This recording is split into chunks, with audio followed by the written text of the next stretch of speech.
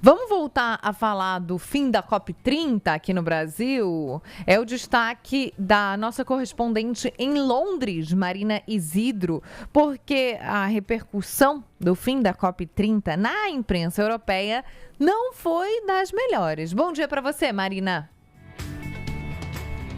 Oi, pessoal, bom dia a todos. Olha, acompanhando aqui a repercussão na Europa depois do fim da COP30 de Belém, a palavra decepção eu acho que é a mais citada, pelo fato de o acordo final não conter uma menção sobre uma transição para o fim do uso de combustíveis fósseis. A União Europeia, o Reino Unido, faziam parte desse grupo de 80 países, incluindo também o Brasil, que pediam medidas práticas para avançar nesse compromisso, firmado 2 anos atrás na COP28 de diminuir o uso de carvão, óleo e gás, etc. Então, falando um pouquinho do que eu vi por aqui, o jornal britânico The Guardian, por exemplo, traz um editorial intitulado "Os acordos diluídos pequenos da COP30 vão fazer muito pouco para um ecossistema no limite". O jornal também destaca os progressos, como a criação do Fundo de Florestas Tropicais e o aumento do dinheiro que os países ricos darão às nações mais pobres e em desenvolvimento para que elas lidem com as consequências das mudanças climáticas, o fato desse fundo de adaptação ter triplicado, mas, claro, ainda não ser o suficiente. O jornal francês Le Monde chamou o acordo de fraco. A reportagem da Deutsche Welle, da Alemanha, chamou o documento final de modesto. Eu também vi uma analista chamando o encerramento de decepcionante e dizendo que, apesar de não ter sido um fracasso total, o progresso foi muito lento. Uma outra análise do site chamado Politico, que eu achei interessante, fala como a União Europeia falhou em conseguir construir uma aliança entre os países forte o suficiente para contra-atacar os interesses de nações como a Arábia Saudita. Ao mesmo tempo, eu li uma repórter da BBC dizendo como para ela foi fascinante ir a uma COP na Amazônia, Foi uma chance para muitas equipes de imprensa internacionais de conhecerem essa parte magnífica do nosso planeta, do nosso país também, mas que muita gente só vê de longe, mas no geral, infelizmente, muitas críticas ao desfecho dessa COP. Um abraço para todos. Valeu, Marina. Agora são 9h13. A gente vai trazer mais informações, a notícia continua acontecendo, é a notícia do Brasil desde sábado, desde a prisão preventiva do ex-presidente Jair Bolsonaro. Vamos voltar a Brasília com a Lívia Braz, que ela traz as últimas informações. Então, vamos trazer daqui a pouco. A Lívia não está pronta ainda. Então vamos lá, daqui a pouco a gente entra com a Lívia. Pois é, a votação segue aberta, no plenário virtual do Supremo Tribunal Federal. Quem vai votar sobre a manutenção ou não da prisão preventiva do ex-presidente Jair Bolsonaro é a primeira turma do STF. Nós já tivemos, agora há pouco, o voto do ministro Flávio Dino. Então, temos um placar de 2-0.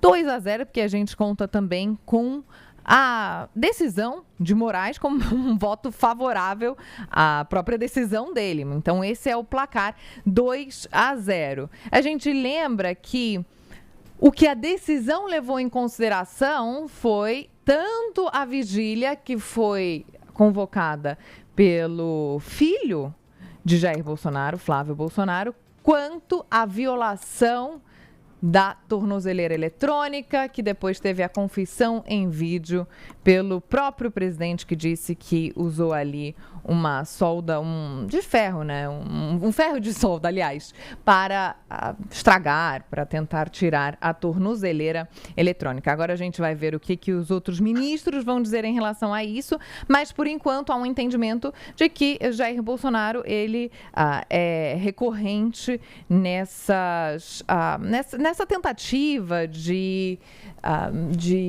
prejudicar as medidas cautelares que foram atribuídas, Rodrigo Alvarez? Joana, a gente lembra, quem está chegando agora aí, a gente já trouxe diversas informações hoje sobre isso, a gente lembra que houve duas questões fundamentais para a decretação dessa prisão preventiva, lembrando que antes ele estava em prisão domiciliar, o que é diferente de uma prisão preventiva. A prisão domiciliar tinha uma tornozeleira eletrônica, que era um recurso jurídico concedido, na verdade é uma concessão ao presidente, parte de uma medida cautelar, para que ele possa ficar em casa e considerado preso. E assim ele pode ser monitorado pela Polícia Federal e a qualquer momento, se fosse o caso, como está acontecendo agora, ele seria preso preventivamente. O que aconteceu?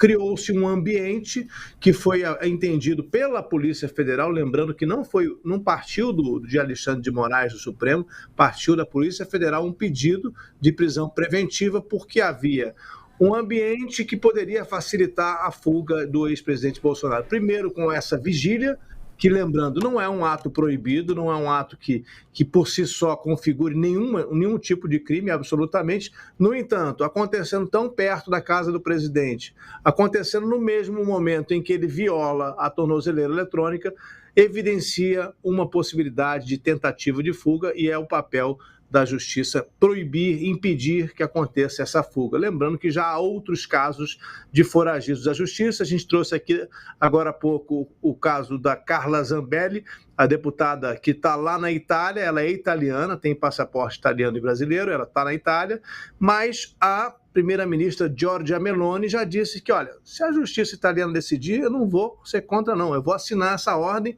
e a Carla vai para o Brasil.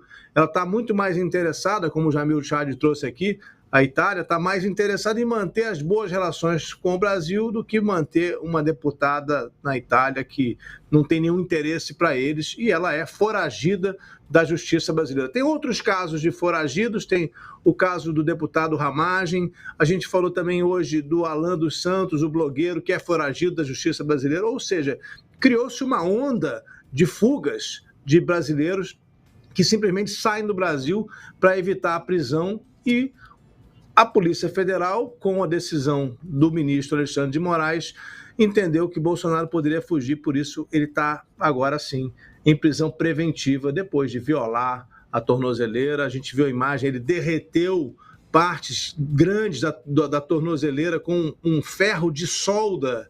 Para quem não sabe, bom, acho que todo mundo sabe, mas lembrando aqui, né, o ferro de solda é usado para fazer circuitos eletrônicos, para soldar fios, para unir fios. É uma ponta muito quente que foi colocada ali numa tentativa de abrir o equipamento, a tornozeleira eletrônica. O ex-presidente, não chegou a destruir o equipamento.